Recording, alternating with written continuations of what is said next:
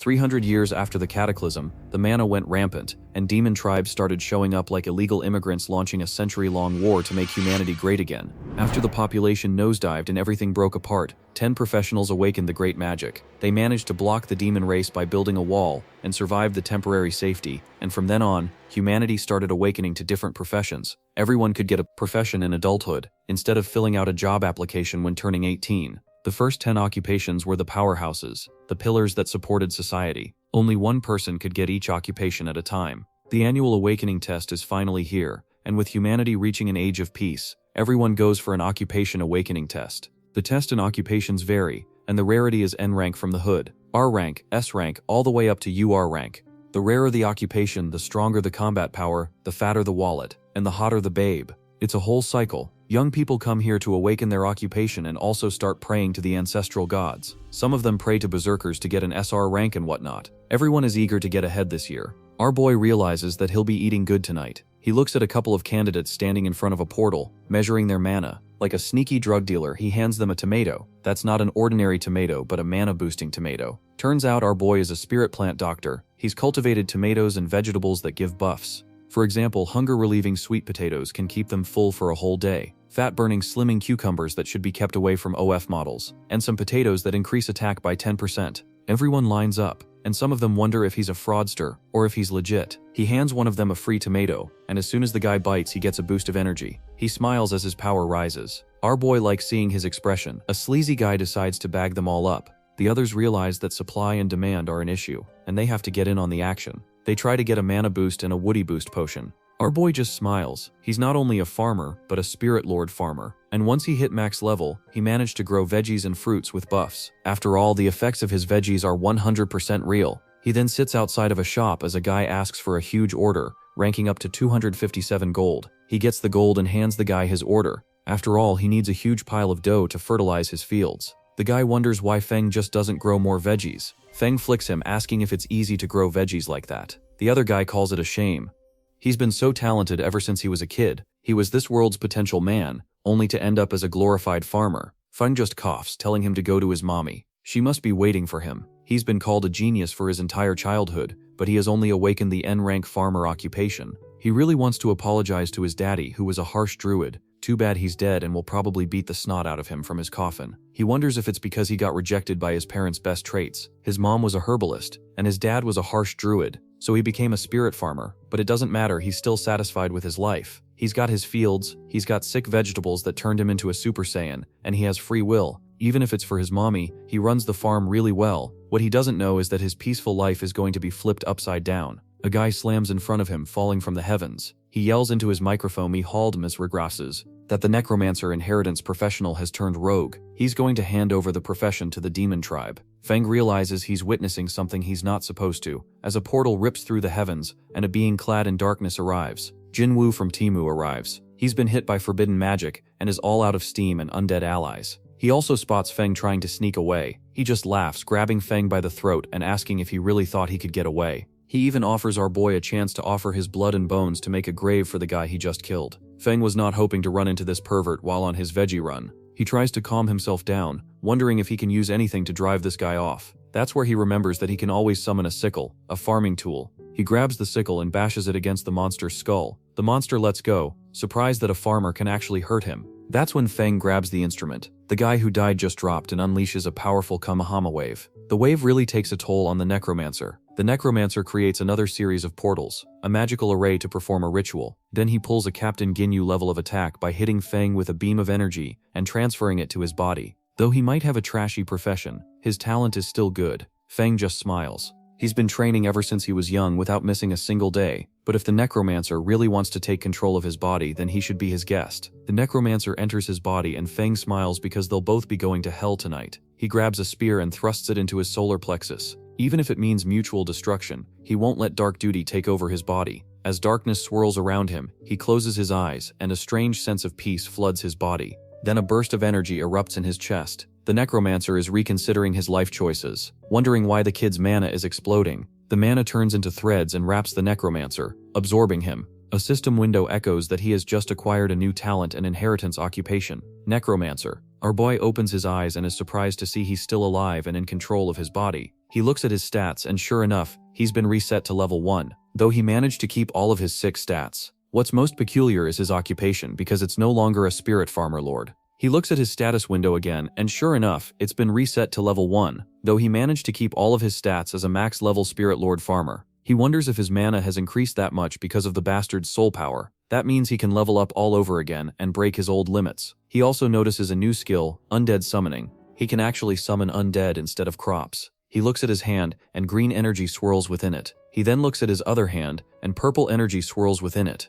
Power decides to create a budget hollow purple by merging both energies together. The undead mana fuses with the farmer's mana, and his skill tree splits and fuses until it has turned into a chimera. Feng still can't believe that the guy who entered his body was a legendary inheritance occupation. He cautiously looks at the body lying at his feet, the dead necromancer. Time to give him a piece of his own medicine. He can still feel that the power is foreign. If he can't tame it quickly, he might be overwhelmed. Not only is his farming occupation on the line, but he might also be devoured by the guy. He decides to perform an undead summoning and tells the necromancer to arise. All the necromancer and the guy he killed turn into powerful undead soldiers.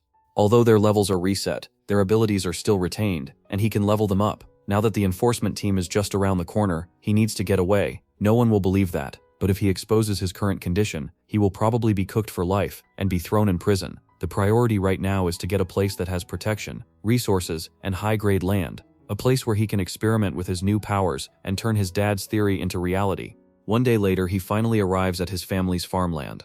A whole day has passed, and the necromancer's influence on his profession is not over. It really is reality. He starts experimenting with crops and fusing them with dark energy. The first plant starts mutating like crazy until it turns into a monstrosity that grabs any bird that flies too close to it. Feng wonders what in the Plants vs. Zombies is this. If anyone saw this thing, they would think it's a demon invasion. He quickly pulls up the plant and gets rid of it. Even the sack is full of dark energy. The same kind of energy that comes off my brother's room after he hasn't showered in a week. He wonders when his innocent profession underwent such a terrifying mutation. But if he can control this power, he will be the lord of the farmer's market and create special plants that his dad wanted. High-level crops that can strengthen an occupation. He then looks at the news. The headlines are talking about someone who killed the necromancer. The necromancer staged a rebellion and murdered a high-ranking official. Anyone who sees the necromancer must report to the authorities. Anyone found harboring him will be charged with the same crime.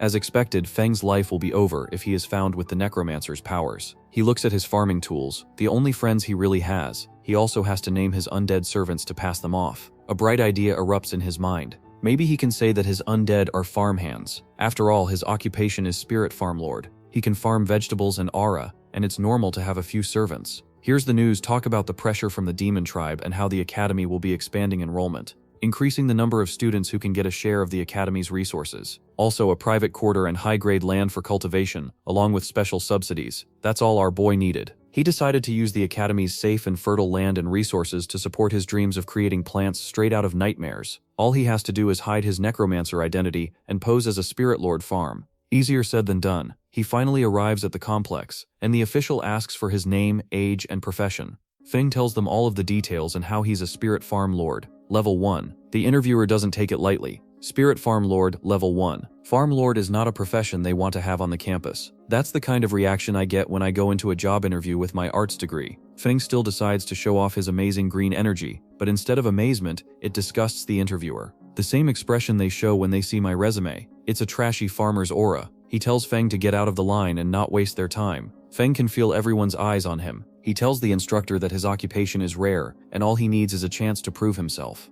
The instructor calls him trash, no matter how solid his fundamentals are. He even asks the security to throw him out. Feng pulls a fast one on the instructor, reminding him that all participants are required to take the test, and if the trashy instructor doesn't let him take the test, he'll report it to the bureau. The instructor grabs his phone and calls him a 2-cent vegan. He'll make him regret ever bringing up the bureau. The instructor holds their breath, wondering if they are going to crash out. The man yells that if he doesn't want to take the easy way out, so be it. He should go and do the test. Feng pulls up to a portal, and he is required to hunt rabbits. Easier said than done. Our boy has seen Looney Tunes all his life to know that rabbits are attracted to carrots. He brings a special carrot powder from his bag and sprinkles it around. Sure enough, a cute little bunny arrives only to be violated by both of his undead servants, but waiting for rabbits by a stump is taking way too long. He decides to catch all of the bug bunnies in this area with brute force. Our boy makes passive income as he sits back and relaxes, and both of the undead warriors do the grunt work for him. When the time of the exam is finally over, The instructor is expecting Fulm to pull up empty-handed.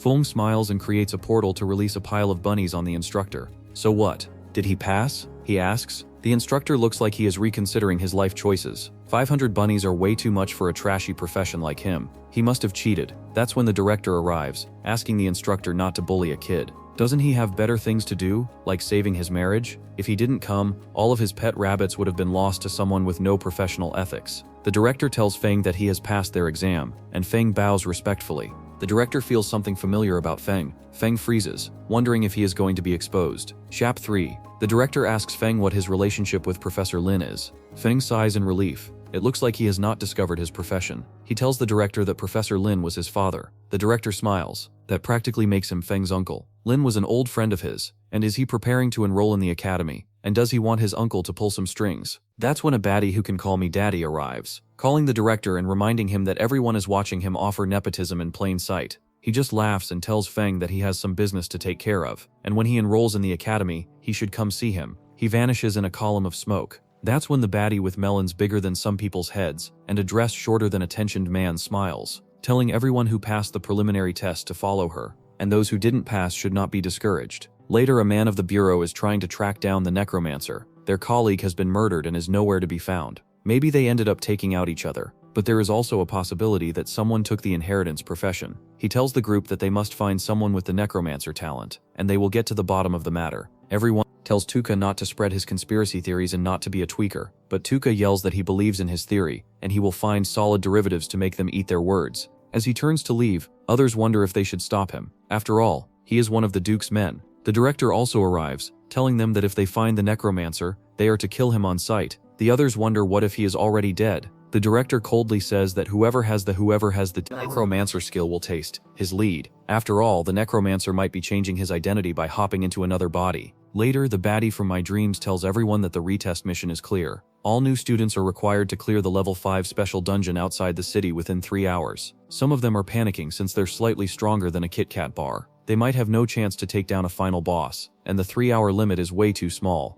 Baddie feels bad for all of these trash newbies. She tells everyone that they can team up. The maximum size of a team can be 5 people. Everyone raises their hands trying to get together with the strongest ones. Feng, on the other hand, realizes that he will be solo leveling. Someone walks up to him introducing herself as a level 7 magic occupation holder. She saw his results in the test and was impressed, so he must be strong enough to kill magic horned rabbits. Maybe they can team up. Ferngay just narrows his eyes. Level 7 means that she is really strong. He can't hide his necromancer abilities if he works with someone. He apologizes and tells her he acts alone. She just smiles, wishing him a smooth clearance. Later, our boy pulls up to the baddie telling her that he will be taking on the mission alone. The baddie reminds him that solo leveling is not for the weak of heart, but if he manages to clear it, he will get a black bear's ball. Reward will give him a big boost, and he should remember to act within his abilities. Feng just smiles. He thanks her for remembering. They finally arrive at a portal and everyone is ready to go into it. Feng tells the instructors that he will be going in alone. They remind him that a level 5 dungeon is way too dangerous for a man like him.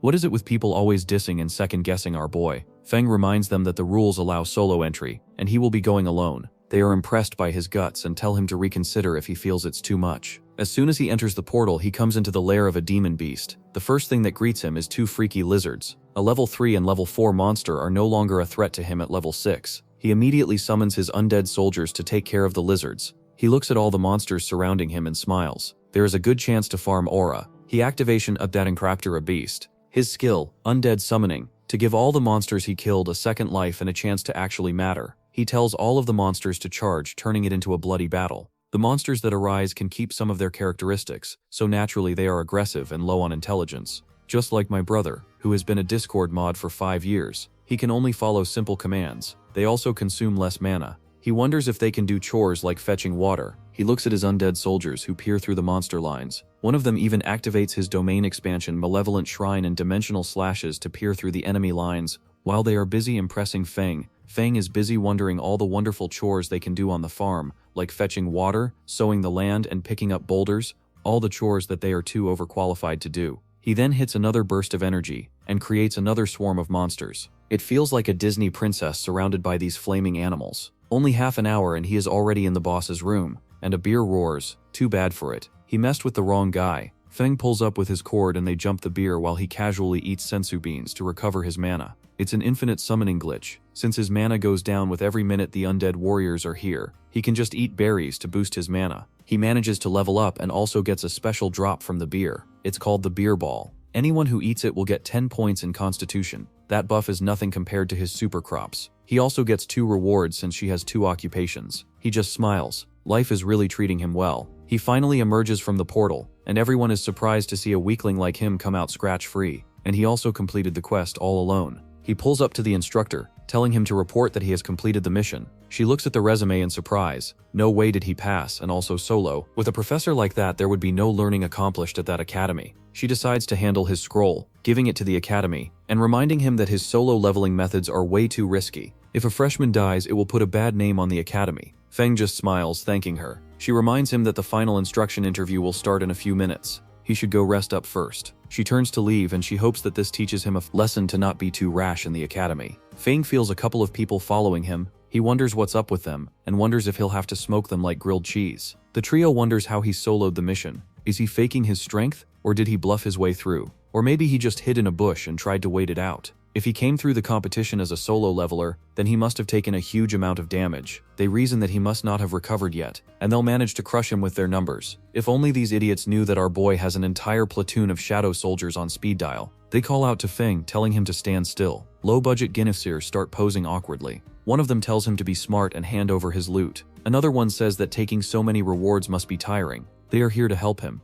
The third one is just flexing his biceps, asking him to hand over the demon beer balls. Feng wonders why he got chosen by this trio of idiots. Bucktooth tells him that he must really be faking it. The exclusive reward for solo leveling is the demon beer balls that can grant 10 constitution points. Uglier and ugliest start threatening Feng by pointing at him. Feng wonders what the deal with the demon beer balls is. Are they fruity or something? The watermelons he grows can give the same buffs minus the disgusting flavor he has to cope with. It's something that adds constitution points so well. The watermelons he grows can add 10 without the struggle of going through a dungeon. He whips up the demon beer ball, and as soon as one of them sees it, he tries to latch onto it. A bright explosion blocks him and shoves him away. The level 7 mage from earlier arrives, telling the trio what the hell they are doing. Private fights are forbidden in the company, and do they want to be disqualified? One of them tells Ling that this has nothing to do with her. She needs to get out. Ling locks in. As a champion of justice, it has everything to do with her. Either they leave now, or she is going to use explosion magic. Uglier just laughs, telling her to use her chance to run away wisely, and since she decides to protect this farmer, she'll be beaten as well. The 3 idiots rush towards Ling. Feng is surprised that as a level 7 mage, she is pretty strong. She might be enough to deal with these mentally challenged adventurers, whose collective IQ might be lower than my math score. Ling is furious and wants to team up with Feng, but her boy has other plans. He just throws the demon beer gall at her and rushes away, thanking her. She is left to fend off the 3 idiots. Feng, on the other hand, rests his body in the temporary storage room. The skill scroll that he dropped seemed to be useless because he couldn't activate it. That's when his mind lights up. He starts infusing both of his mana into the scroll, and it surprisingly activates. Turns out he can now use special cultivation. It worked like a charm. He looks at his demons and decides to test out his new skill. The first demon, the Black Eagle, jumps to level 8. The second one, Yui, jumps to level 8 as well. The Horned Bear jumps to level 9, and the other monsters jump to level 7. Feng just smiles with satisfaction. Black Eagle and Yui are his best shadows. The only downside is that he doesn't have the farmland to practice his powers. He can't ruin his family farm to experiment with these nightmare-fueled crops. He turns to leave, and Ling tries to hand him his demon beer gall. Feng just smiles, telling her to keep it, but she refuses. It's way too valuable. He doesn't get why everyone treats this piece of garbage meat as a prize trophy. He then goes deep into the woods and decides to experiment with his power. He creates 2 plants, imbuing them with both necromancer energy and nature energy, but they turn out to be worse than anything he imagined. With sharp rows of trees and the ability to move, he's accidentally created the next apex predator. He quickly tries to run away. Just then, the guy from the bureau who's tracking down the necromancer arrives. He calls up Fenga, asking if he's a farmer. Judging from his outfit, he looks down on Feng, asking if he saw something strange. Feng tries to remember. He then points at the dude, telling him he's the only strange thing he's ever seen. Honestly, looking at him made me think that it was a gorilla with a scar. The man yells how dare Feng humiliate him when he is an elite of the Sunwheel Academy and nephew of the Iron Lion Duke. He sets his fists ablaze, telling the lowly farmer to mind his words when talking to someone superior to him the next time he opens his mouth. Deep in the forest, the investigator's trump card was turning into a furry, and not just any furry, a furry with 6 packs and a lion's head. He promises to make Feng regret his life choices for opening his mouth. Feng already regrets ever meeting this guy, given the amount of freakiness his form exudes. The farmer that he is looking down on can beat him with one hand tied behind his back and the other one on his woody. Edgelord tries to hit him with a budget-rushing gun. As the orb of energy inches closer to him, Feng realizes that the monkwood in his field was accidentally flooded with undead mana and gained a paralysis effect. The last time he tasted it, he was numb and out for the entire day. Grinding that stuff into a powder can be used as an anesthesia agent. Sure enough, as soon as the furry investigator inhales it, his mind starts swirling around. But what kind of method did Feng use, and why does he have no strength left? Feng just pinches his nose. He tells the investigator that there is just some monkwood powder commonly found in the fields. This is the ability of farmers. He then hits the investigator with an uppercut fused with the nature energy. 5 seconds later, our boy has shown him what a farmer's wood can do. He then ties up the investigator in a sus way, stripping him down to his undies and telling him to remember his humiliation when he tries to call himself an elite. He decides to let him cool off, hoping that someone else will find him, explore his dungeon, and set him free. Later, all the candidates gather at the auditorium for the interview. He decides to run to the auditorium since the interviews are starting. Outside of the academy, everyone is lined up. Everyone is looking at our boy, wondering if he is the one who cleared the dungeon all alone. Some of them wonder if he only knows how to run away and live as a woman. They don't know that he has more testosterone than their entire bloodline combined. Some of them even badmouth him for being worse than Yamcha. Some of them look down on him for being a non-combatant class. Ling is the only one who treats him kindly, trying to return the demon balls to him. Feng smiles, insisting that she keep it, is really useless to him. He pulls up a piece of watermelon and gets 2 constipation points immediately.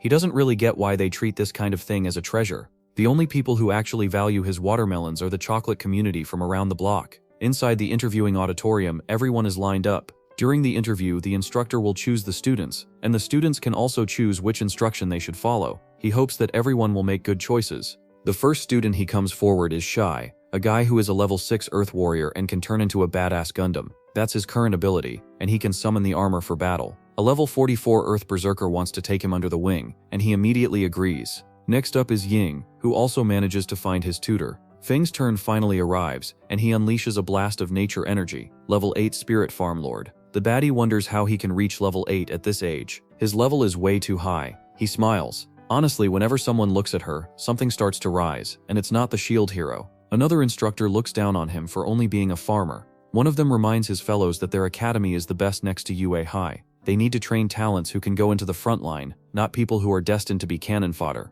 The Earth Berserker wonders if he should be allowed to take the test.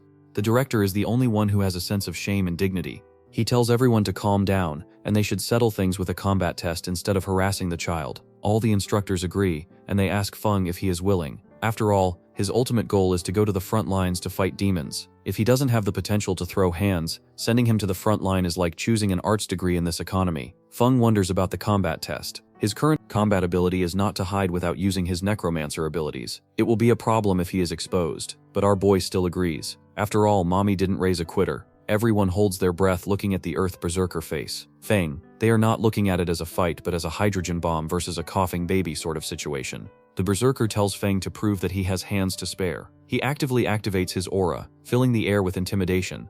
That's a given for someone over level 40. Some of the weaklings feel that they can't even breathe, but Feng is built different. He is acting like it's nothing. The Earth Berserker smiles. He didn't expect anyone to face his conqueror's hockey. Just for not passing out, he already thinks better of Feng. He tells Feng to use all of his abilities to attack him with full force. Feng crouches for no reason at all. The pressure of a level 44 is indeed powerful, but he can still handle it. He immediately Drottawalpedum Tin. Brings out the one-horned bear. He is undead, but he puts a twist on it. He wraps the undead in nature mana so that they can mask the aura of a necromancer, instead of the usual purple and black theme. The bear seems green and light green. The Berserker wasn't expecting to face an environmentally friendly bear. It's only a rare variant of the talent, but it's still interesting. He whips out his blades and zooms towards the bear, going blow to blow. The bear parries each blow with its talents roaring in challenge.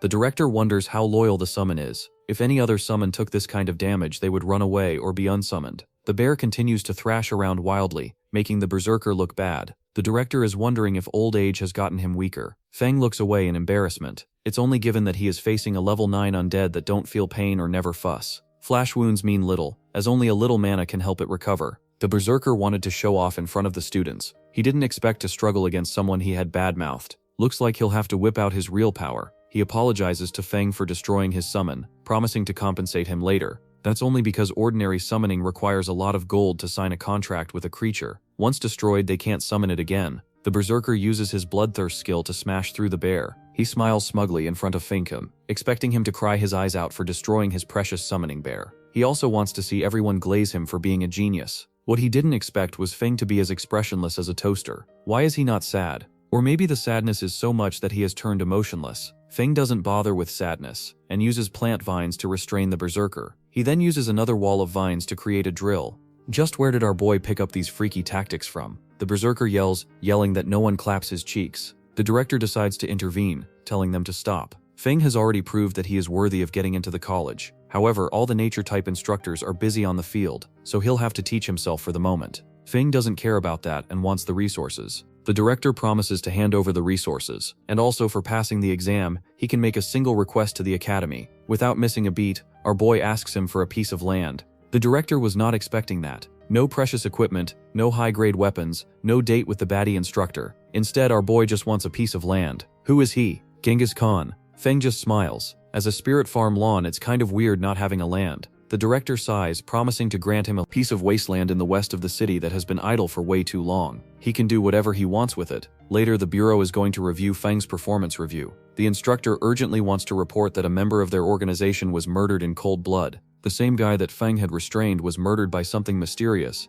and the authorities blame the necromancer for doing him dirty. Things are turning tricky for our boy. Chap 6. Feng finally arrives at the wasteland he inherited. Well, not inherited, but leased. He looks at the wasteland and burns the scroll. He has gotten it leased for an entire year. That's about 100 acres of barren waste. But as a spirit lord, that shouldn't be a problem, though our boy is not happy with the lease lasting only a year. 3 reasons that most people will be going to battle in a year are understandable. It is to make the most of the year. After all, 100 acres of land belonged to him for 365 days. Now he is really worthy of being called a spirit farm lord. After glazing himself, he immediately summons all of his undead, telling them to get to work. Black Eagle crouches and starts digging up the land, while Huey creates a spring out of nothing. Haunt Beer starts plowing the land, and Shadowhawk starts sowing the seeds, while our boy casually eats his spirit watermelons. He really is living the life. He feels someone tap him on the shoulder. He asks if they are done clearing the land, but both of the undead just look at him blankly. All of a sudden, Huey starts chuckling. Feng leans closer in size. It is too much to expect an undead creature to have its own thoughts and processes. As he turns to leave for some reason, Huey cracks a smile. Later, Feng is in a greenhouse planting his demonic veggies. All of them can grant buffs, some temporary and some permanent. He laughs hysterically. People have to get power through intense training and a life full of suffering, while he just has to take care of his crops, eat a balanced diet, and have a solid foundation. It is a pity that he is the only one who can grow these crops. If only he could increase the yield, could improve drastically, and the demon tribe would be nothing but clay chickens and pottery. He sighs and decides to plant ordinary crops around the special ones so that no one discovers them. Otherwise, the greenhouse will be shut down by the FDA. He starts digging up potatoes, telling Black Eagle to dig like it. He looks at the shadow lizards working hard in the scorching sun. No wonder his ancestors loved slavery. Getting help at the farm is really the best, and it has made production faster. His face turns dark as he asks one of the lizards what the hell it is doing. He looks at the lizard chomping on a potato. The lizard is also getting a buff from the potato. Fong is surprised to learn that the undead creatures can also gain buffs through his special crops. The one that ate a potato just got stronger.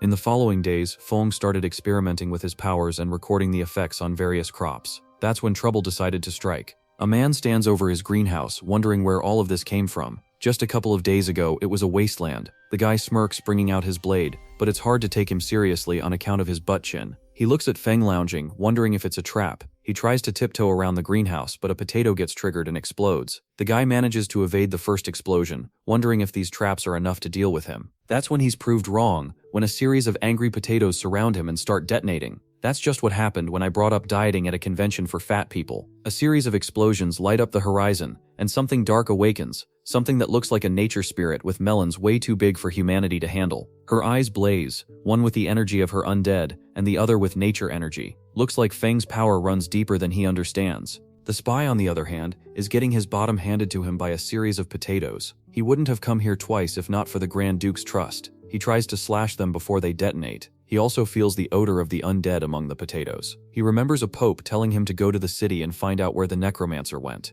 After all, the necromancer made a pact with their race. The guy wonders if the necromancer is hiding in a place like this. Does he really betray the demon tribe? And if so, then he is shameless as they come. It's better not to stay here for long. He decides to run away. The next day our boy wakes up, refreshed, rejuvenated. He has already done most of the work at the farm. All he needs to do is tend to the remaining areas. But that's where he is wrong. He is so shocked that he drops his plow. The entire farm is a mess of explosions. That's when a dragon soars through the air, and a couple of aura farmers arrive. They are the enforcers, stream members. The enforcers' drip goes hard, especially their red glowing ties. They are detecting demonic energy from this farmland, and they are also surprised to see the training ground turned into a full-on farm. They realize that it has been leased to Feng for an entire year, but they still can't rule out the presence of demons. They see Feng telling him to get rid of the shield. Feng is sweating in his boots, wondering why the enforcers are here. One of them reminds him that this instrument in his hand can detect demonic energy. All he needs to do is open the barrier and let them check. The other guy asks if he can't hear them. Feng is still trying to wrap his mind around demonic energy. How can there be any when he rented just a few days ago? The boss arrives with flames burning behind him for no reason. He tells them that Tuka, their associate, was killed by a demon, and demonic energy is here. By all means, he's looking like a spy for the demon tribe. Feng gulps audibly. So this is how it feels when the cops pull up on your front door with no warrant and a bag full of accusations. Chap 7. Outside of the barrier, Knucklehead blames Feng for being a spy and tells him to surrender. Both others tell Hero that he is being way too impulsive. But since Tuka died to demonic energy, they can't rule out Feng being a spy. He tells Feng to cooperate with the investigation and open up the barrier. Feng looks away, starting to panic because he needs to get them away. He puts on his best victim act, telling them that he is a lowly farmer who just wants to hide away from city life and quietly cultivate. Now members of the enforcement team are here to pin suspicions on him. The guy with the glasses finds Feng pitiful and tells the cat friend to reconsider, but Hero just crashes out. He yells that anyone can act pitiful. There are a lot of Karens who act like a victim even though they are the ones who want the smoke. Hero then rushes towards Feng, hitting him with an explosive fist. Feng, on the other hand, manages to catch it effortlessly. He curses for adding too many points to his constitution. Now he doesn't feel the punch at all thanks to his watermelons. He still needs to fake the injury. He puts on an Oscar-worthy performance like a football player. He yells ouch and grabs his chest. Hero grabs a fistful of flames once again. He is surprised that Feng is not dead thanks to his strike, but lets him remedy the situation. Feng weakly wonders if they are trying to torture him into a confession he didn't make to close the case. This moves the others. They tell Hero to put away his temper and his magic. After all, Feng's nature mana is pure, and demons puke when they get 6 feet in a nature magician's area. The guy with the glasses tries to support Feng, apologizing for the misunderstanding. His nature mana is pure, and they will explain it in a report. Feng stands up and tells him that he is a good person, a just official. This pleases the guy, and Hero is once again trying to strike some sense into Feng. This time both of his team members block his path. Hero realizes that he can't act. He hops on his dragon and rises into the sunset, leaving Feng confused. It's getting troublesome, and it looks like he needs to get stronger to protect himself. That's when a paper crane floats next to him. A voice tells him to gather at the Academy Drill Hall tomorrow. All the new students need to go through an ability test and be graded according to their abilities. He looks at the paper crane dissipating, wondering why it's hard to live a peaceful life. Meanwhile, a couple is watching him from a distance, commenting on the magical and majestic nature mana he has. A 10x10 baddie that looks like Fubuki from One Punch Man reminds them that the child is only a farmer, but she wonders how his nature mana is so pure. The principal explains that his system window shows that he is a spirit farm lord, not an ordinary farmer. Even the name is majestic, and is she nature archmaid Vera captivated by it? Vina just smiles. It looks like his variant is really rare, and he must hide other secrets. He really wants to dig into his bag of secrets and see why his Woody is so pure. The level of purity of his nature, magic is enough to clear suspicions of him aiding the demon race. After all, demons can't fake a life aura. They decide to watch him from a distance for now. Later, everyone gathers in the auditorium, wondering what's going on. They already finished the interview and were chosen by the instructions. So why is there another test? They really thought that they could start classes right away. One of them tells the others that he has some insider information. That's when the instructor of My Dirty Dreams arrives. She tells them to stop with their questions. They've conducted a thorough search of everyone. This interview is just to see who's stronger than the others. They have an urgent request from the military to send more troops to the front lines. The demons are getting more aggressive, and they need people to protect the third rampart. The academy has received orders to dispatch a fresh batch of soldiers. Everyone has a lot of questions. Some ask why they are being shipped off after just enrolling. Others wonder, weren't they supposed to study and cultivate first? Another one wonders if she's too poor to buy pants. She tells everyone that the nest is overturned and the eggs cannot remain intact. A weird metaphor about a society on the verge of collapse and the new bloods having to participate in a war. Do they really think that they can cultivate peacefully at the academy, at a time like this? This is not a request, but a drafting order, because humanity needs them. A little boy asks Ling if she's really going into the front lines. Feng, on the other hand, just stands there like a stone pillar. Ling tells everyone not to worry. She also wonders if Feng will be selected for the draft. Her face is getting hotter than Feng's tomatoes. After all, our boy is built like a Greek god. The instructor tells everyone to follow the instructions and enter the drilling grounds for actual combat training. Feng hopes that as a farmer he won't be shipped to the front lines, otherwise he won't be able to farm in peace. He is first up paired with a goth baddie. She puts on a real show by creating a column of flames, but the speed of the attack is way too slow for Feng. She might as well mail him the attack, and her mana is not strong enough to even roast the sweet potatoes he grows in his fields. Boy decides to end it all by punching her in the gut and eliminating any chances of her becoming a mother. He is deemed the winner, and the next couple of fights are a clean sweep for our boy. He defeats all opponents he faces. This catches the attention of Vena, who hands him a bottle of water. With his talent, he is destined for higher platforms. He can even get into Sunwheel Academy, the best in the world, the Harvard of magic. There are better cultivation techniques and powerful instructors over there. He can even get legendary weapons or a demonic beast. Right, Fong is not too crazy about all of those things. She wonders then what he wants. Our boy replies without missing a beat. He wants a bigger and better piece of land to farm. Vena tells him to reveal his game plan. What is his end goal? Our boy just wants more and more land, so then more people can farm. Vena wonders if he is a vegan activist, and if he really wants to reclaim all the lost territories that they turned into parking lots. The principal walks up to Feng, asking if he is developing the wasteland, and if it's not enough for him. Feng smiles. The more land the better after all. He is then mashed up with Ling. The principal asks Vena if she wants to instruct the kid, and it's true that she finds him amazing. Ling faces Feng, grabbing 2 spears of darkness, and Feng just smiles. He really wants to slander, but Vena is looking at his match. He creates a wall of tentacles and grabs her in questionable positions. Looks like our boy learned how to fight from tentacle Haname videos. She manages to cut through the tentacles. For a level 10 mage, that is expected. Vena, on the other hand, is still stoked about his purity of nature magic. Even as a level 80 archmage, her mana is not as pure as his. The child's future is limitless. The principal wonders if she really wants to teach him. She mana is not as pure as his. The child's future is limitless. The principal wonders if she really wants to teach him. She replies that she wants him to be the teacher. The principal wonders if she got hit in the hand, but she still wants to be his student. Feng manages to evade each slash. Ling throws at him, the same way my dad manages to evade each child support. Feng, on the other hand, is unfazed. He has shown enough strength to qualify. He just wants to surrender and be done with it. The principal realizes that he is trying to hold back. He tells the kid that if he just keeps slacking off, the academy is going to take back his precious land and use it to make a parking lot. These words are enough to trigger Feng's inner environmental activist. How dare they talk about taking back his land? Even Ling realizes that his aura is blazing. It is as if he is a whole new person. Now he is actually trying to fight back instead of defending himself. Feng creates a tornado of natural energy, and Ling tries to block it with 2 arrows of fire. She unleashes a devastating fireball towards Feng, but Feng just intercepts it with a blast of nature energy. He then wraps the energy around his fist, ready to give her a taste of his serious punch. Linging was not expecting him to break out Saitama's secret move. She looks at the punch a few inches from her face and starts reconsidering her life choices. Such great strength, she wonders, and Feng just smiles, telling her that he will let her win. The crowd goes quiet. Is Feng really a farmer, or is he a gladiator? They wonder. One of them wonders if he is the farmer, and Feng is a berserker. Vena, on the other hand, finds his control of nature magic astounding. It is as if it is an extension of his own arm. Closing the distance, Feng reaches for Ling. Our boy's game has to be studied. He has effortlessly raised 2 of the baddest babes on campus. Ling tells her crush to stand strong, for he is powerful. He finally saved his land from being taken away by the mafia.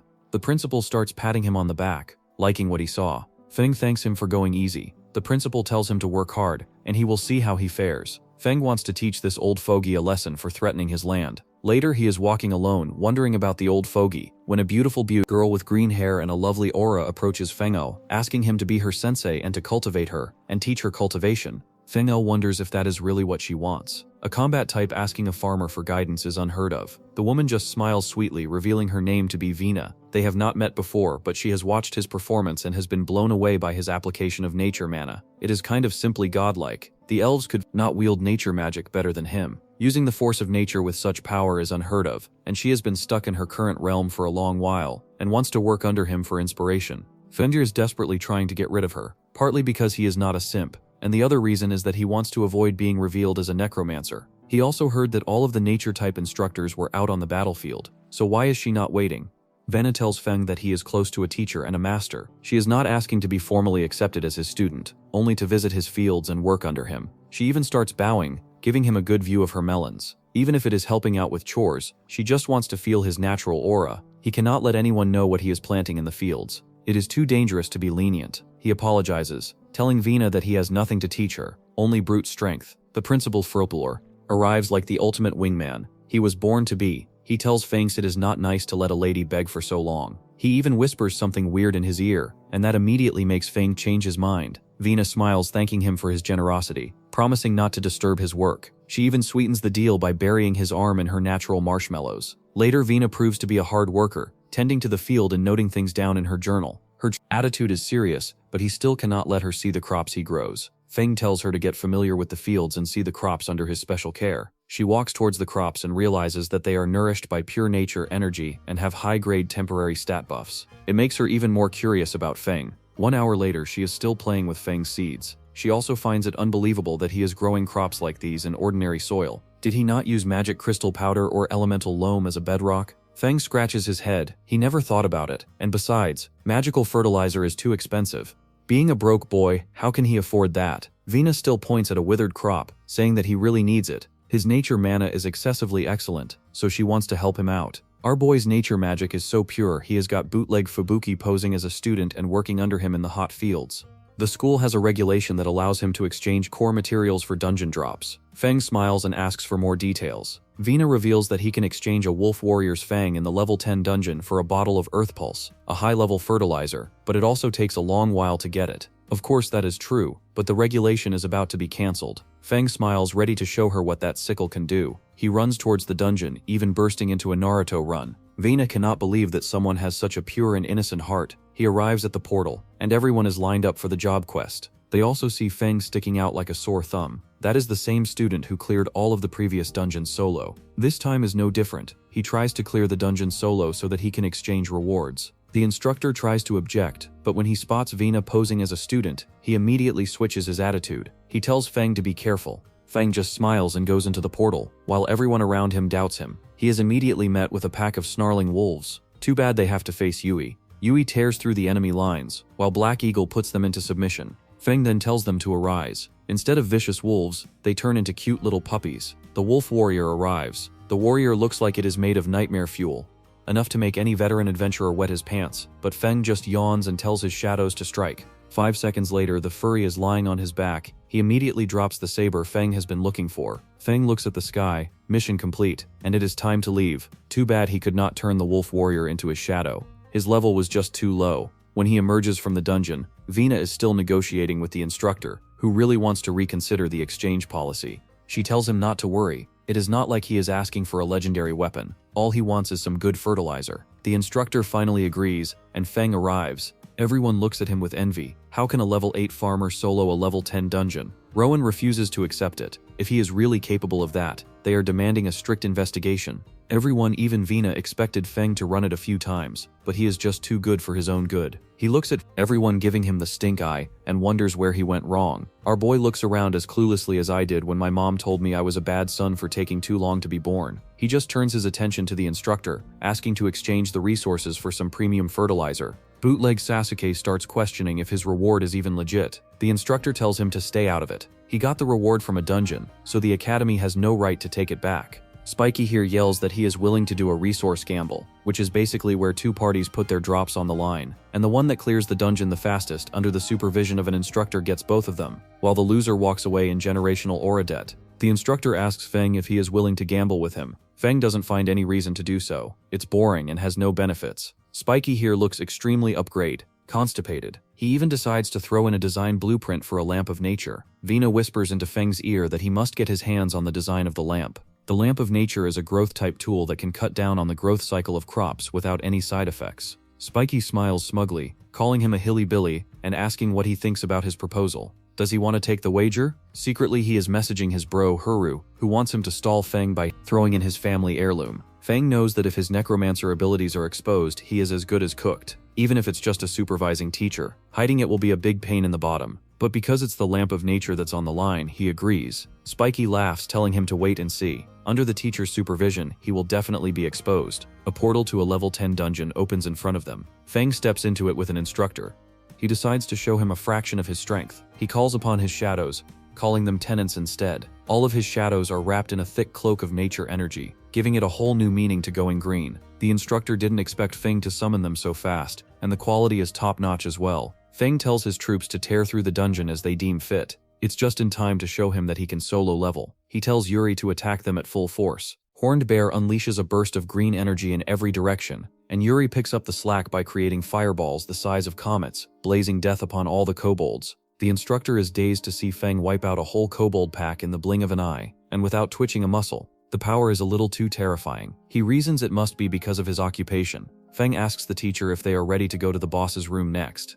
They move into the room and immediately the furry boss appears. He zooms towards Feng and Feng tells Big Bear to raise his shield in advance, and others must follow behind and flank them. Sure enough, the bear raises his shield and tackles the werewolf lord. Both beasts clash while Yuri hits him with an energy bolt. The instructor is shaken in his boots. Never has he seen such amazing war potential. He even wants to report it to the principal. Feng casually waves his hand around and puts an end to his line.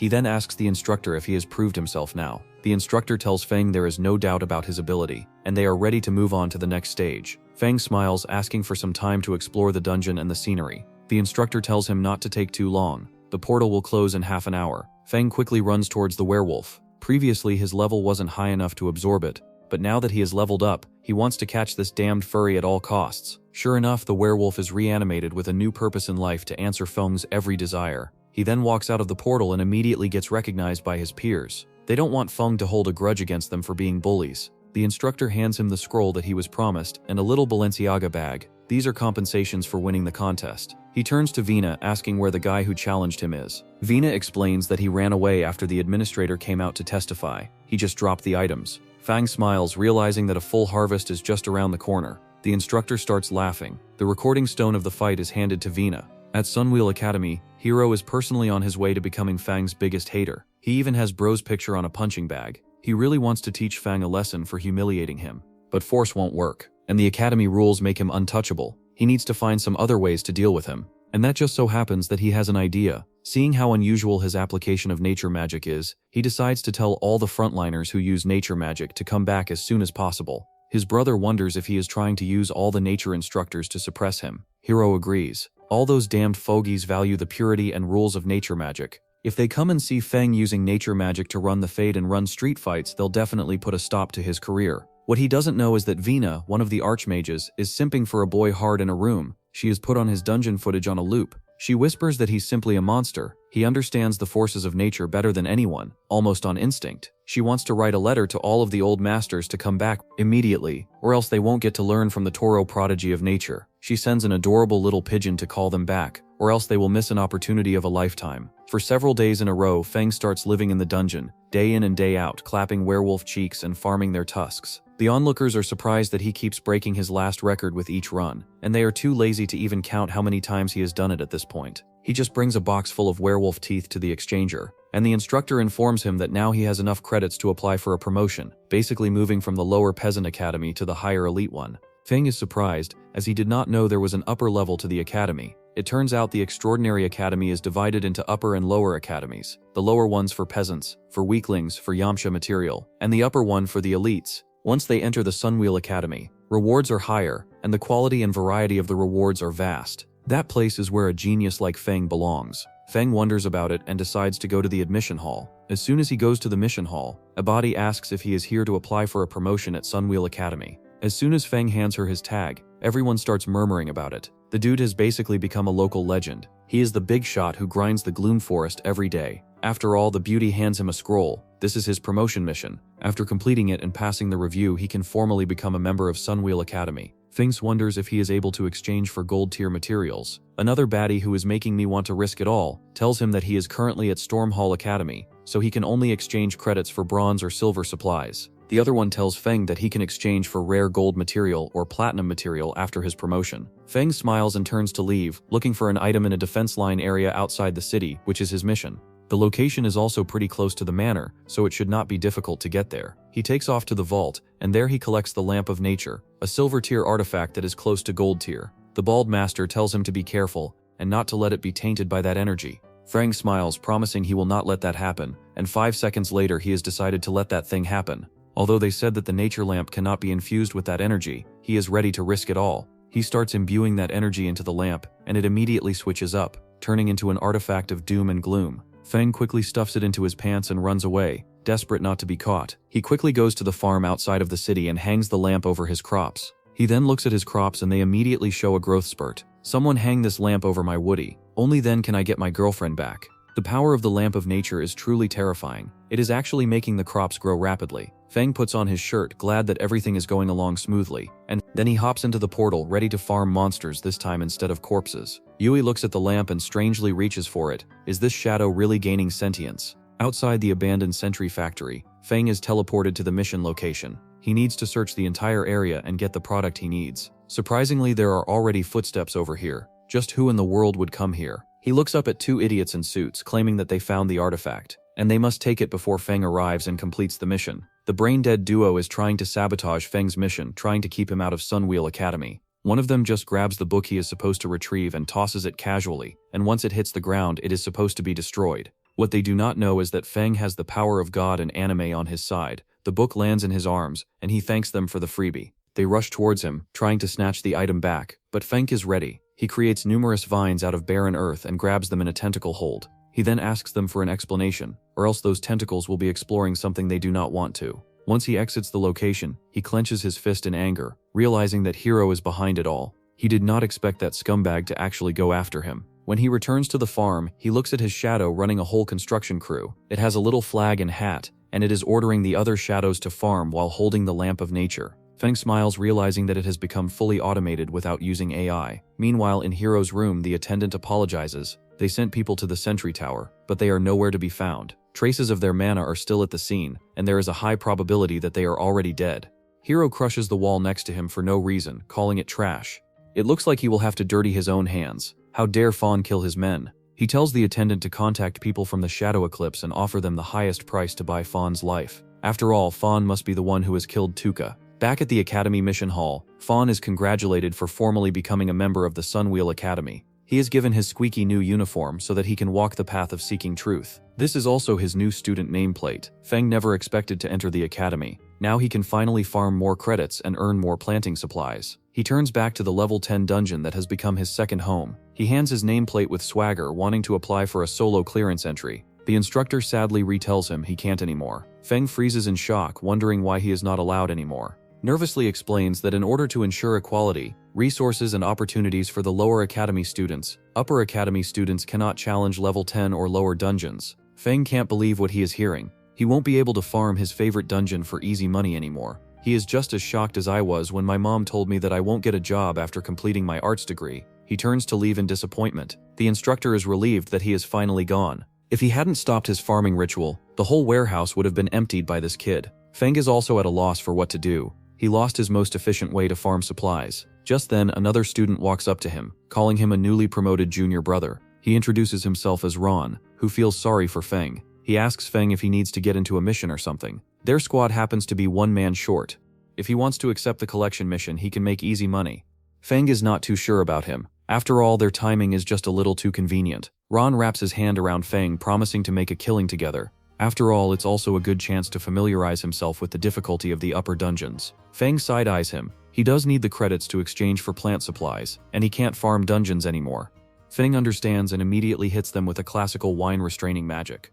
After all, it's also only a collection mission. There shouldn't be any big problems. He decides to join the crew, and Ron smiles. He won't regret it. The others are waiting just outside the dungeon entry point. They walk up to the portal and Ron introduces him to their teammates, cold-faced Venice Dave and sore-faced Tuto. Ron explains that their goal is to collect moonlight grass deep in the forest. The crew needs to get 10 stalks each. If the intel is right, night elves are patrolling the area, ready to throw hands. They need to avoid combat, get the grass, and get out of here. Finks and the crew immediately hop into the portal and are teleported deep into the shadow woodlands. Ron manages to find a stalk of moonlight grass. This is their mission objective, and he did not expect the trip to be so smooth. Bro just had to say that and jinx their entire existence, as numerous shadow elves arrive. The Night Elf patrol squad is here. The Night Elves are in a league of their own. They start shooting lasers at the crew. Ron manages to parry the lasers with his blade. He tells everyone to get in formation. Since Feng can use nature magic, he should restrain them. The Night Elves actually hate nature magic. Feng understands and immediately hits them with a classical wine restraining magic. All of these hot babes are restrained by Feng's thick vines. He grabs and pulls them together, while Ron gives them a taste of his blade. He also tells Feng to be on guard. Other Night Elves are arriving. Wednesday side-eyes Tordo and Tordo just smirks. He claps his hand boogie boogie, and immediately a pillar shatters the ground between them. All the Night Elf corpses and Feng tumble into the ravine. Feng manages to hold the edge of the cliff, asking what the hell are they doing. Ron apologizes to Junior Brother. It's just a skill Tordo learned, but he's not skilled at using it and accidentally hit him. Feng tells him to cut the bullfish. He's also seen the Lion King. They don't intend to save him. Ron just laughs. It's not that they don't want to. It's just that the mission was too impossible to complete, and he died at the hands of monsters. He sacrificed himself so they could get away. Feng realizes that's their cover story. How original, aren't they worried about being exposed? Ron reveals that the nameplates always record the last monster the student fought. They record powerful mana signatures that way, so if he dies, their nameplate will be clear, and his nameplate will show that he fought elite monsters. Instead of being scared, Feng just scratches his cheek. One last question. Is there really no way to know what happened here? The guy just laughs. They've done this thing multiple times. As a professional, he shouldn't worry about them being caught. Feng finally knows all he wants. He lets go of the cliff and falls like a boss. Ron smirks, thinking that Feng chose the easy way out, knowing that he couldn't overpower the trio, but he is exposed as a bum the next moment. Ron starts levitating and tells his legion to arise. The trio is immediately surrounded by a black eagle, a wolfie, and other shadows. Yui even throws a heart sign before engulfing them in a surf wave. Ron wasn't expecting those monsters. He wonders if Feng is a necromancer. Feng tells him to shut his trap hole. Ron apologizes, telling Feng they don't have any beef with each other. He was just employed by Hero, and now they know that they are in the wrong. Feng, on the other hand, knows that this apology is just as sincere as a lawyer's oath. He knows that they are saying to avoid death. Ron tells Feng that the only reason Hero is after him is that he feels that Feng killed Tuka. When Feng asks who the hell Tuka is, Ron just looks away. Feng tells them to forget about it. After all, they have a greater purpose to serve. They'll be living the good life under his wing. As soon as they die, Feng tells them to arise. They immediately transform into shadows. Feng wonders if human shadows are naturally more intelligent than other creatures. He then grabs the mana cards from all the other Night Elves. Looks like he doesn't even have to clean up. All he has to do is go and report their deaths. He prepares to leave, but for some odd reason he can't go through the portal. A system window tells him that due to a special effect, the dungeon exit is blocked. He needs to contribute to the dungeon. All of his tributes are also boosted to 200%. The space around him starts to warp, and his eyes widen in surprise. A gigantic elf barbarian arrives, riding a horse as big as an elephant. The barbarian on the gigantic horse is galloping around Feng, but instead of being scared, Feng is annoyed. He pulls up with a squad of shadows. It's not hard to deal with him either. He tells them to attack, and immediately Coldface swipes under the horse's leg. Ron swings his hands around, trying to create a ray of energy that immobilizes the horse and makes the elf fall. Just as he falls, Coldface shoots a volley of shadow arrows, impaling him. All the while, our boy enjoys a juicy banana. The undead have more than instincts. They can even coordinate with one another and take down a boss in a matter of seconds. The demon, on the other hand, looks around, wondering why they are using the power of death. Feng notices that he is trying to say something, but since Feng can't understand, he tells his shadows to bury him. Beer swipes its paw, turning the demon into a donut. He then goes barreling towards the demon. Wind informs him that he has cleared the dungeon by 50%. Turns out it's a dual boss dungeon. He decides to go in and take a deeper look. As he walks through the forest, he comes across a tree full of mushrooms. He then walks to an altar where an 11x10 baddie tells him why he is setting foot in the secret ground. Feng cuts through the trees, asking her if she can speak English. If not, he is going to start the fight. The baddie is speechless. She is the guardian of the dark forest, a level 18 elf. She immediately creates a dome of red energy. Feng looks at the stat effects. All undead or shadow units will get a massive boost in energy and recover mana, while non-undead units will suffer paralysis and decay effects. Feng just smiles, realizing that he really is born with plot armor. That just means that this dungeon was handmade for his shadows. He won't even have to use his own mana anymore. Regret of the past condition is a good thing for him. He tells his squad to pull up and squish her. Hero, on the other hand, is standing outside of the portal, hoping that Ron and the others finish Feng off, and if they fail, they are still the final boss. Although Regret of the Past increases all of their attributes, the main goal is to lock the dungeon so he can't escape. He also wonders about the kind of boss that will be waiting for him. Even 400% increase in stats won't be able to take her down. Hero is already smiling, thinking about how amazing it will be when Feng dies. Toad Guy doesn't know that Feng is wiping the floor with the so-called boss, all the while eating a juicy banana. Yuri grabs her by the hair, presenting her before Feng. Yuri turns her attention towards Black Eagle, asking why he betrayed them. She has destroyed her hierarchy and her hatchery. That's when she loses consciousness, and a white pillar of light appears before Feng. He has cleared the dungeon. Feng feels bad, but he has also grown stronger. He looks at a gigantic egg right in the middle of the altar. The system window spells out that it's an embryo of the demon deity, inactive, ancient, and requiring special conditions to hatch. Feng looks at the egg and decides to put it away in his storage ring. The portal immediately opens up, but he has some unfinished business to take care of. Feng pulls up to the Guardian. As a level 18 boss, it will be a waste to leave her in a smoking mess. He decides to give her another chance at life. After all, she'll be as strong as Black Eagle. He uses a rise, and she immediately turns into a smoking hot shadow. She whispers that she is the Death Executioner. Feng's eyes widen in surprise. Can she really talk? Turns out that's the only sentence she can repeat, kind of like a Pokemon. Feng asks if she can understand. She replies that she is the Death Executioner. If the demon clan has such hot babes, then forget my arts degree. Sign me up. Feng then walks out of the portal, and Hiru looks like he just saw a ghost. He can't believe that he solo-leveled a dungeon and came out alive. An investigator asks Feng why he is alone. Where are the other students? Feng pulls up an Oscar-worthy performance, recalling his encounter with a massive night black elf attack. All the others were gathering moonlight grass when he was separated. All he could do was escape and hide while they took care of the boss battle. That's where they met their end. The investigator looks at the name text and realizes it's really Night Elf Mana. Haru, on the other hand, feels his blood pressure rising. The investigator asks if something unexpected happened afterwards. Feng remembers falling for a regret of the past effect. He surprises the investigator, and he asks Feng if he has any enemies. After all, it's impossible to solo level a dungeon. Feng looks at Haru, and Haru's face immediately turns pale. Feng just tells the investigator that he's not sure. He just brought it to the Sunwheel Academy, and he has no enemies. The investigator tells him to cool it with the Vinland Saga. They'll investigate the matter carefully, and give him the justice he deserves. He thanks the investigator, and Hiru looks like he just saw a ghost for the second time. Feng has set his eyes on Hiru. No matter how far he runs, Shadow Mummy is going to tie him up and give him a piece of our mind. Feng leans closer to the demonic egg, wondering what's up with it. It's grown restless ever since they returned to the farm. The words the Guardian said before dying haunt him. Is this embryo really placed in a dungeon by someone intensely trying to nurture it? He gently pokes the embryo with a finger infused with both in nature and undead energy. Surprisingly, it starts sucking both of them up. On paper, the undead attribute cannot coexist with the nature attribute. That's just like saying that a guy with an arts degree can get a job, have a family. Just what in the world is going on? How come both types of mana can coexist in its body? Since he is a human, the embryo looks like it was something created by the demon tribe. He decides to put it away for now in the storage unit. There's only one way he can get to the bottom of things. He comes to the principal's office. The principal is surprised to see Feng so late at night. Feng immediately brings out the demonic egg, telling the principal to take a look at it. The principal leans closer, asking where he found it. He explains that it was inside the Shadow Woodlands. It dropped after he killed the final boss. At first he thought it was a normal drop, but something was different.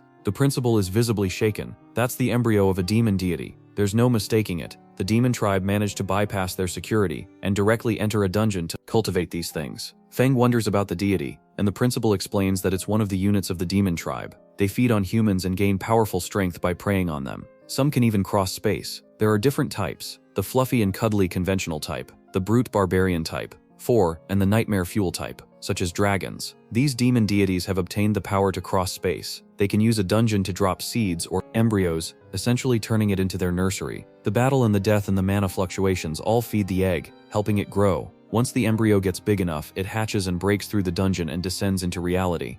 This one has already entered the growth phase. If it continues to stay in the dungeon, it would hatch in about half a year. After hatching, it would likely become a high-level demon. Feng has really saved the canby for our sticky situation. But what puzzles him is that embryos are hidden very deeply. Unless there is a familiar aura, it won't appear. Feng realizes that the cat is about to come out of the bag. Is he really going to be discovered as a necromancer? The principal starts laughing, apologizing for teasing him. He knows that everyone has secrets to keep. As long as he doesn't harm the cat by and doesn't turn into white trash, the cat by is willing to give him room to grow as a genius. All he needs to do is promise never to use his power for evil and to make sure that he is a student of the Sunwheel Academy and a member of humanity. Feng promises to keep it in mind, and the director pats him on the head. He even gives Feng a territory banner as a reward for handing over the embryo instead of being dumb like other MCs and trying to hatch it. Wherever he plants this flag, 500 meters of land will emerge, and he can even modify the terrain to some degree. Feng just smiles. As a land mafia, he finds it amazing.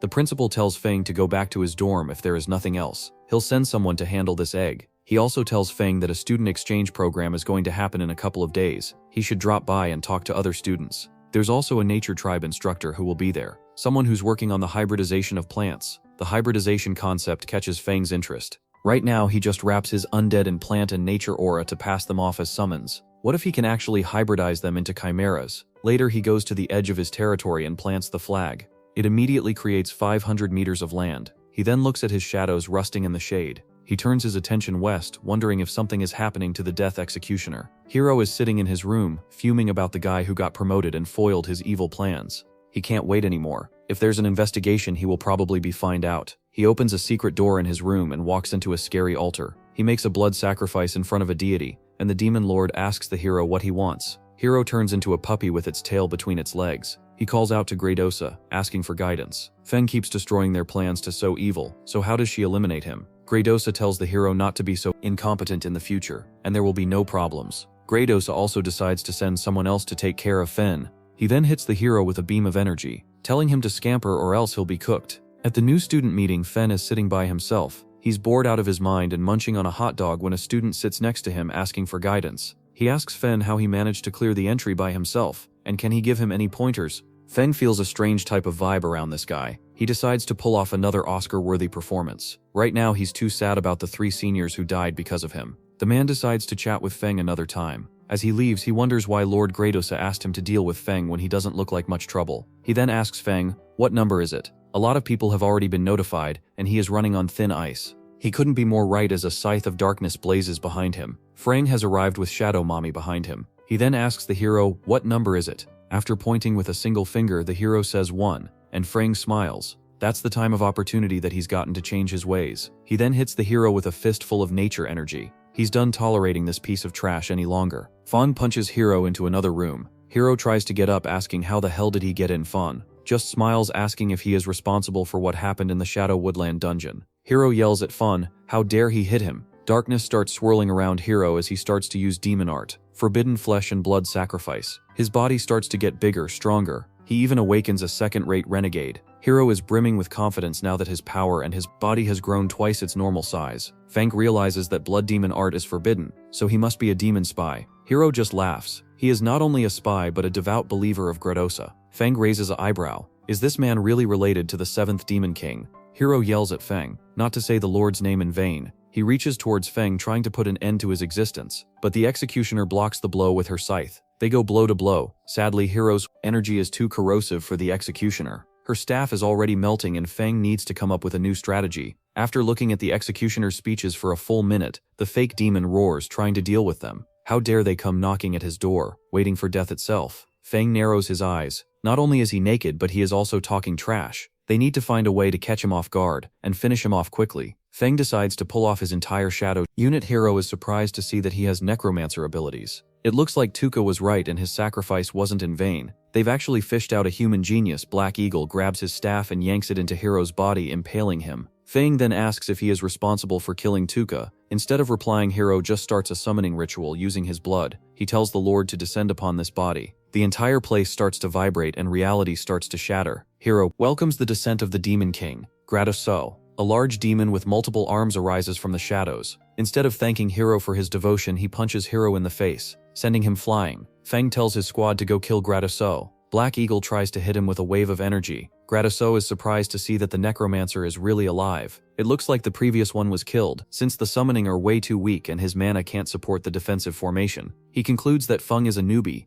He then looks at Hero and reaches out his hand immediately. Hero's body starts shrinking even smaller than his original size. In a raspy breath, he yells at his lord not to do that, but Gradosa just tosses him away like garbage. Now he can properly fight the necromancer's successor. Falm wonders if he should bring out the entire squad. He probably won't be able to match the Demon King in a head-on confrontation. notices Hero and his shriveled body in the magical circle hovering over the Demon King. A plan starts to form in his mind and he tries to provoke the Demon King by introducing himself as the new necromancer. Knowing that, does the Demon King really want to challenge him? He tells his shadow to go and get him. Gradosa wonders what a unique way of provoking him. He unleashes a devastating series of slashes. The executioner blocks them with the staff. UI creates water bubbles to block them, but they still get whipped by his Aurora tentacle. Most of the undead are scattered in dust. The Demon King asks Feng for any last words, calling him a pitiful successor for the necromancer who doesn't understand the power of undead. Feng just smiles, telling him he is the one who doesn't understand its powers. Feng had noticed how Gradosa didn't kill off Hero, instead stole his mana and kept him alive. Hero is the ling for his entry into the mortal world, so his summoning must have a limit. As soon as Hero is killed, the magical circle shatters and Gradosa vanishes into a column of mist. The Bureau also arrives, trying to decide what to do. Feng runs away, managing to evade their gaze. His mana is completely empty, but that was a close call. If he hadn't won that battle at the end, he would have been done for. As soon as he walks towards his farm, the assassin arrives. He was having fun killing someone in a mission. When the Lord tells him to stop and go after Feng, so he is annoyed. He tells Feng to make this worthwhile. Feng just smiles and tries to summon his undead, but the tank is already empty. He can't form undead anymore since his body is a mana vacuum at this point. His eyes widen in surprise as the assassin zooms towards him, sword outstretched. For the first time in his life, he feels fear. The assassin zooms towards Feng as he tries to unleash a series of slashes. Feng realizes that things are turning bad. He needs to get the Lamp of Bones to amplify his undead. He remembers Yui having the lamp. As long as he can get his hands on it, he might be able to turn the tables, but there's no time left. He tries to fall back as the Earth Guardian arises, a mysterious entity with a smoking hot figure and both energies that Feng possesses. The assassin swings his blade, but Feng manages to evade it. The ground bursts with numerous vines jutting out of the depths. These vines try to hit the assassin and restrain him. Even Feng is surprised, wondering what the hell it is. A column of vines surrounds Feng, making it into a shelter. The assassin is not impressed. He calls it cheap tricks. He infuses his mana into his blade, creating a series of blazing slashes. After all, he is a master swordsman. The first swing doesn't do anything to the thick vines surrounding Feng. After a little effort, the assassin manages to slice through. Feng is already running away. He remembers someone from a while ago. The assassin tries to run after him. He remembers how Lord Grey Doza had told him to abort his current mission and start chasing Feng. The noble is part of their clan and their plan. If they don't kill him now, he will bring reinforcements later. Lord Doza still told the assassin to listen to his order and not to question it. All he needs to do is follow his mark, and he will manage to get to Feng. He also bestowed a silver medallion on the assassin. He took the medallion and is presently trying to make his way through the thick tuft of vines blocking his way. He wonders where the vines are coming from. A huge explosion rocks the farm. He calls the necromancer a traitor, for it's not easy to run from him. He tries to evade each projectile vine by parkouring through the entry ticket network. He is finally closing the distance between Feng and him. He finally tackles Furbong to the ground and tells him it's game over. Furbong, on the other hand, smiles. He already has the lamp in his hand. For some odd reason, he can't use his undead aura to activate the Lamp of Bones. Each second is crucial. He tries to light up whatever he can, and suddenly the lamp glows with green energy. He gets up and yells at the lamp to respond to his call.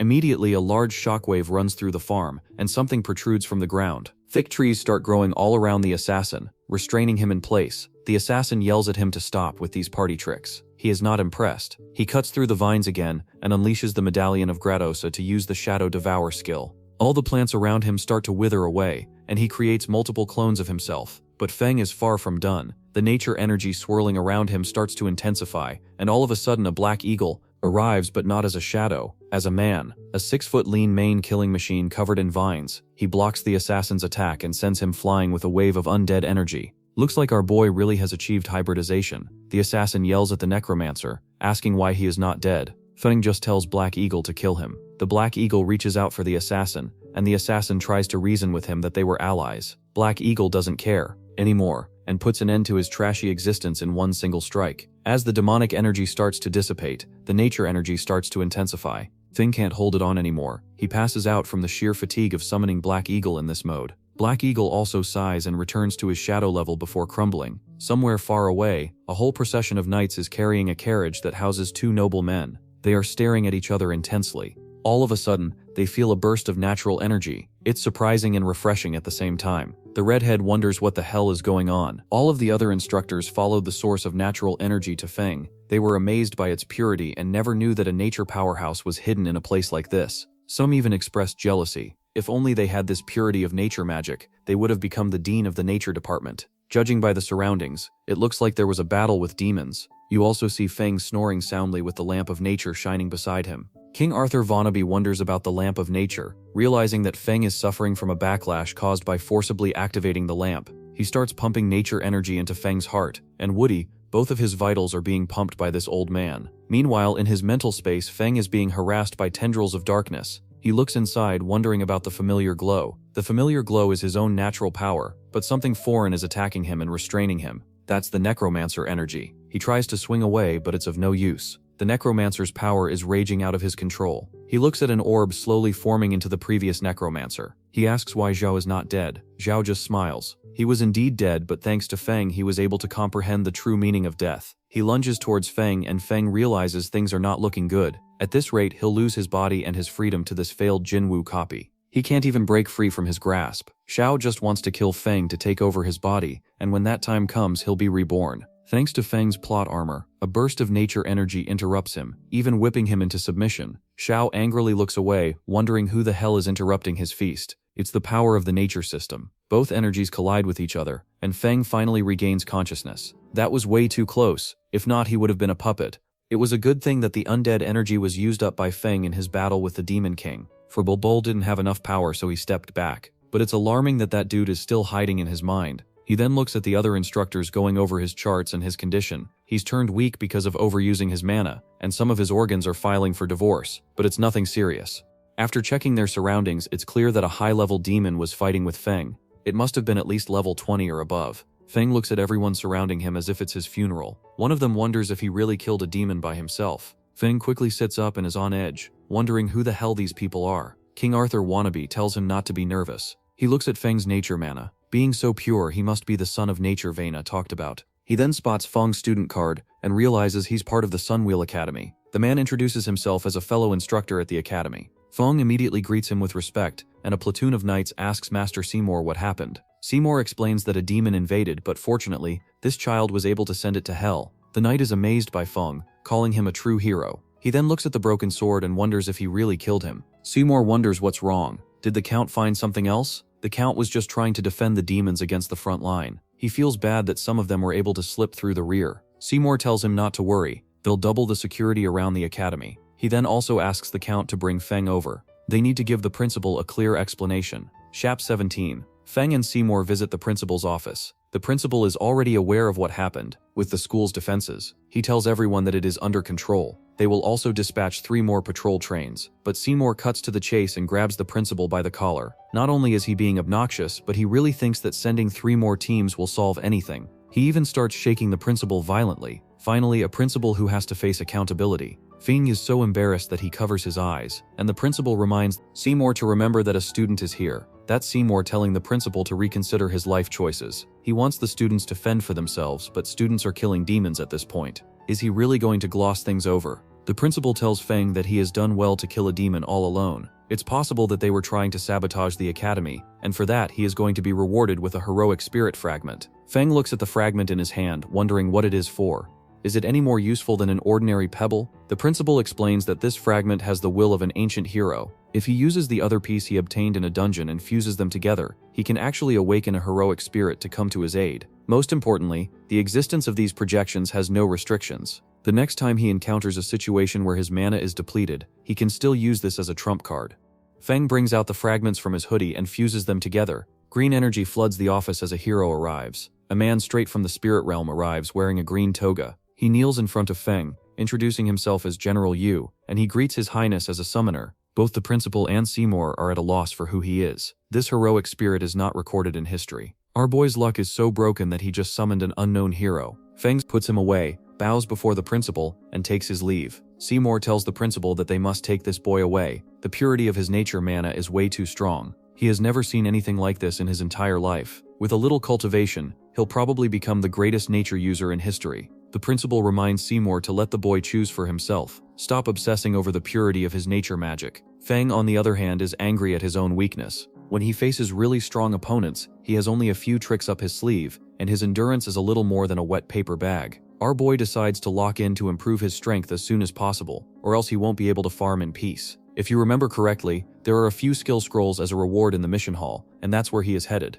The reward missions are divided into A, B, C, D tiers. Keeping in view of his current abilities, he decides to go for a C or D ranked mission, but they're simply too low. The first one is to eradicate a pack of demon wolves. He can get a B-ranked nature scroll. The other is to go through ancient ruins. The reward is a random A-ranked skill scroll. The third is to go to the Iron Rock Town and get a B-ranked universal skill scroll, but he needs 2 people to clear it. One must use firepower. That's what Feng ends up choosing. He also wonders about the military town. He heard that a lot of troops were stationed there, and there is a unique military garrison planting method. It can produce food and medicinal herbs in a barren land. Feng grins, wanting to learn this method. The only problem is that he needs to team up with someone. As a lone wolf, he wonders where he can find someone with fire attributes. It's as if God heard his plea and sent him the perfect fire mage. Feng turns his attention towards Ling, arguing with the girl. She argues with the girl for handing her fake potions. The girl, on the other hand, reminds Ling that she got the potion and is now trying to hustle her. Everyone is gathering around, ready to see a catfight break out. This is the 3rd time this month this has happened.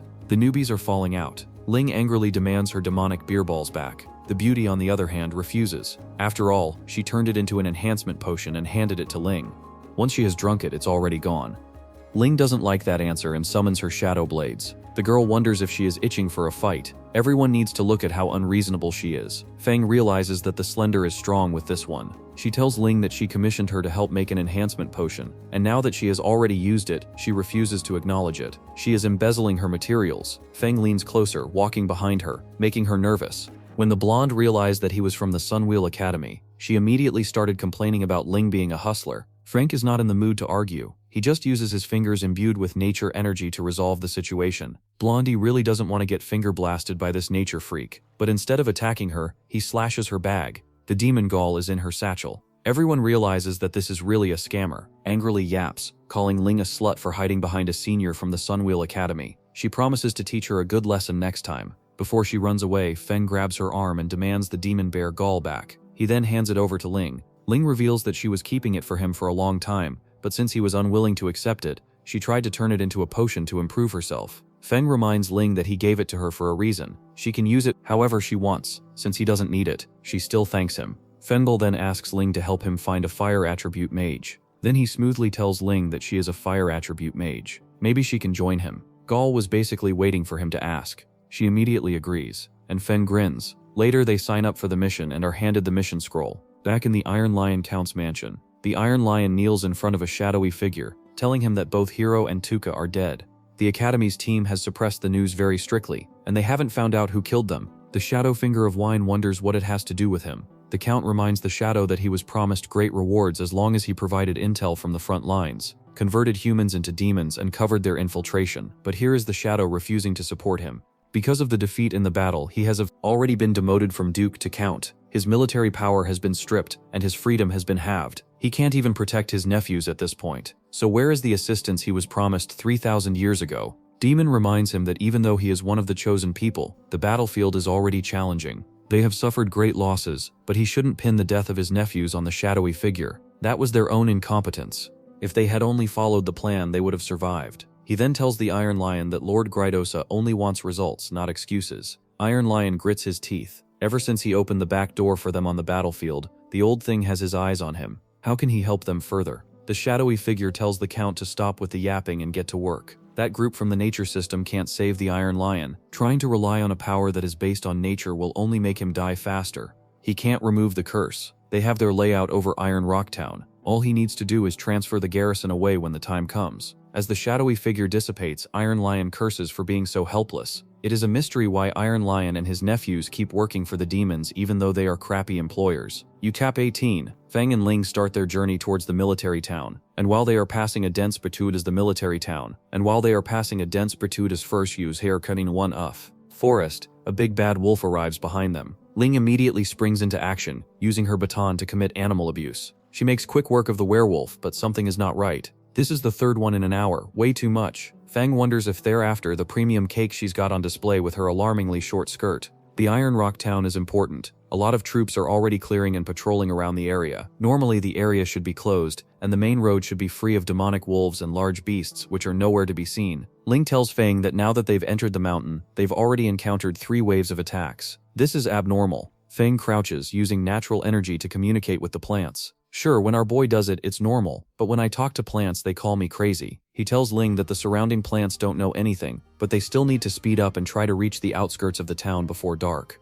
They then start flying towards the town at full speed. They finally reach the outskirts of the town, but something weird is going on. Feng only has one thing dominating his mind, the planting method he came here to learn. Ling tells him to hold his horses. The town is way too quiet for a military town. There's no one in sight. The duo runs through the town and manages to find a soldier napping against a pillar. When Feng gently touches the soldier, he realizes that the man is already dead. Corpses line the streets. What happened to the garrison that is supposed to be 3,000 strong? Ling gasps in surprise as she looks at a couple of demons hovering over a platform, breaking a pentagon, and performing a ritual. Ling tries to convince Feng to stop the incantation before something bad happens. She lures them away, and he'll destroy the altar. Feng reminds her that they're all demons above level 35. Just how is she going to lure them away? She just smiles. All she needs to do is use her premium cake to lure them away. But before she can do anything, a series of laser beams shoots towards them. Feng manages to save his damsel in distress by hugging her close to his chest. Someone's here to kill them both. A demon with rippling muscles and a skull arrives, asking them to stop running. It's useless. A beam of energy is about to hit Ling again,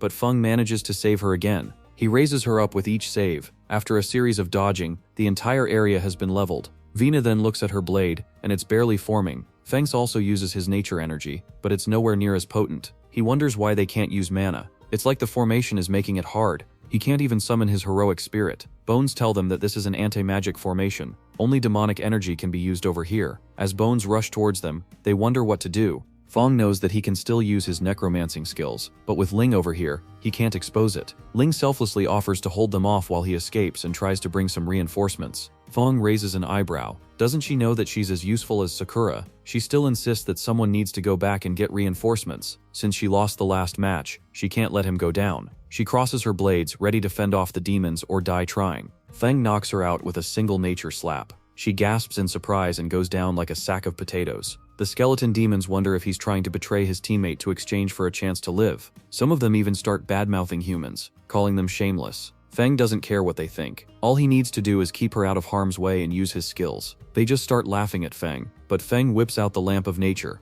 The demons are immediately on guard, telling him to stop using the lamp of nature or else he'll be broken. What they don't know is that our boy is going to transform the lamp of nature into the lamp of the undead. The lamp changes into a lantern of bones, holding purple energy. Feng smirks while holding the lamp of death in his hand. He also summons Spirit Mommy to his aid. She unleashes a devastating series of energy strikes. A skeleton demon starts crashing out. Why are there undead over here? He wonders. Feng just smiles. The hunt is only beginning. The entire squad pulls off and the demons look like they are going to wet their pants and lose their bladder control. A couple of demons try to block their way, but the executioner makes quick work of them.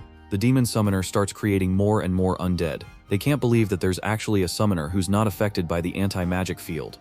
Strongest one of them calls Feng a little stronger than a paperclip. He tells his minions to hold off the undead warriors while he goes to deal with the summoner personally. The skeleton squad pulls up with their weapons in hand. It's shadows versus skeletons, while Big Ugly calls Feng troublesome. As long as he's killed, the summons will naturally vanish. Even starts calling him a stupid human. Feng is tired of seeing him run his mouth instead of his hands. He rushes towards Feng, concentrating his energy around his fist and ready to shatter his soul. Feng, on the other hand, is unfazed. He wraps his nature energy around his fist and gets ready to meet him head-on. He goes blow to blow with this bony powerhouse, telling him that his fists have 20 years of power behind them. Is the demon really sure that he can block it? Sure enough, purple and green energies collide with each other while shadows and skeletons run the fade. It's turning ugly for Team Skeleton as all of the shadows stand before them unfazed.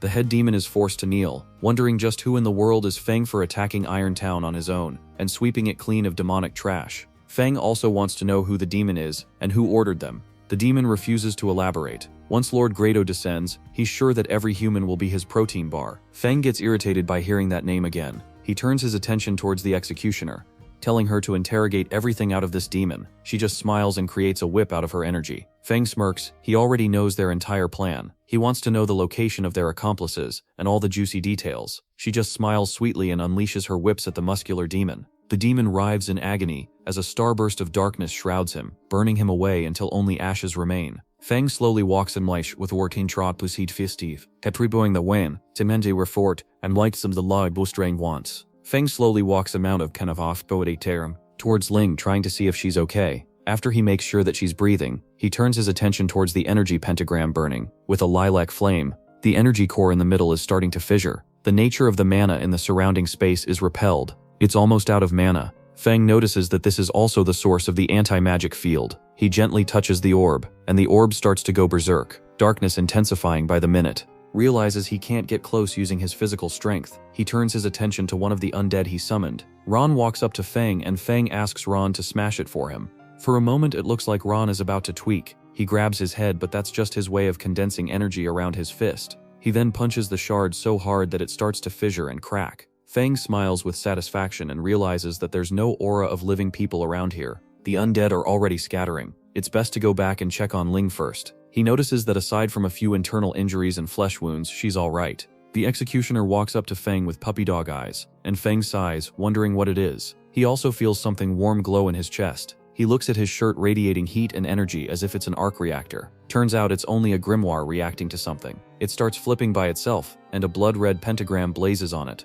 Nature energy starts attacking the grimoire, and Feng wonders why it is attacking and activating on its own. Just what in the world is going on, our boy wonders. Still at Iron Rock Town, Feng looks at the grimoire glowing with a faint green energy. The surrounding mana is recovering slowly, but it's strange that it activated automatically. He discreetly puts the grimoire away, the same way recruiters discreetly throw my resume in the trash after I leave. He also notices demonic energy surging all around him. He leaves through the air, deciding to pay the demons a piece of his mind. He walks around town with a backpack. The scene looks something straight out of a war. Feng feels uneasy and for no reason puts on a robe that makes him look cool. A large demonic warrior is running after a woman and her child, telling them to stop running. The child trips on a pebble, and the woman bravely tries to fend the demon off with her sword. It's of no use. She tries to save her daughter but gets slashed instead. The girl starts crying her eyes out as the demon is about to put an end to her existence. That's when our boy arrives, aura farming in the finest way possible. Capes billowing and intercepting the blow with a single hand while showing no expression. Looks like he's learned from Master Piccolo himself. He then summons Black Eagle and gives the skeleton warrior a run for its money. The undead quickly sweep the town for demonic trash. The little girl tells Feng that there are many survivors over there. He needs to save them. He pats the little girl on the head and promises to go save them right away. He vanishes into a column of darkness, arriving in Riverside Town Central Square. A demonic gladiator is standing in front of a platoon of broken men. He asks them to hand over the item and maybe they will get a chance to serve his lord. A knight refuses to yield as a naked skeleton runs towards the gladiator with bad news. The person in a black robe is charging in and wiping out their forces with a group of undead. The gladiator knight tells the warrior there's only a necromancer panicking. They shouldn't worry about it and keep an eye out. He'll go meet him personally later. Fangs arrives in full swing, all of his undead warriors burning skeletons to the ground. Black Eagle goes bar for bar with the skeleton gladiator. He gains the upper hand, crushes his energy core, and sends him flying. All the while, Feng looks cool standing between both of his summons. The remaining skeletons try to run away in fear. Feng is relieved that they are running away because his mana is running low. He looks around and wishes that he had a juicy banana to replenish his mana. All of the people kneeling in front of the skeleton gladiator start kneeling in front of him. One of them asks if he is a necromancer. Feng realizes that it is too late to play dumb anymore, but saying it out loud will only make people more afraid. He tries to deflect the question by asking if they will believe him if he is not. One of the knights reminded their leader that the Empire has issued an order to kill any necromancers they come across. Feng reminds this trashy man that he just saved them. If he were one of the enemies, they would have died long ago. Only a few survivors remain. One of them tries to run the fade with Feng, but the leader intercepts him. He thanks Feng for the help and tells him to follow him. He brings Feng to a pillar. He is not sure where the pillar came from, but the demons are after it for some reason. Feng inspects the pillar, and the major explains that this is an anti-demon divine artifact made by their technician. It can keep demons away. The leader starts yelling because the artifact is missing. Just where the hell is it? Feng tries to see if illusion magic is cast on the pillar, but it is real. The item is taken away, and the warriors are starting to rot and steam. The remaining warriors huddle around, wondering what the hell is going on. As everything starts to make little by little sense, something arrives in front of Feng. Feng looks at columns of green energy shooting towards the sky, turning into a violent tempest of darkness. Even Feng can't withstand the terrifying pressure of the undead. One of the warriors yells that he's seen this ritual on the battlefield. Rhodosa is rising. Sure enough, a skeletal figure emerges from the darkness. The power is still incomplete, but it will have to do for now. A man with silver hair and a tan emerges from the darkness. He starts becoming more demonic by the minute until he looks like Sukuna from Teemo. He starts laughing, calling Feng a damned bug and ready to squish him once and for all.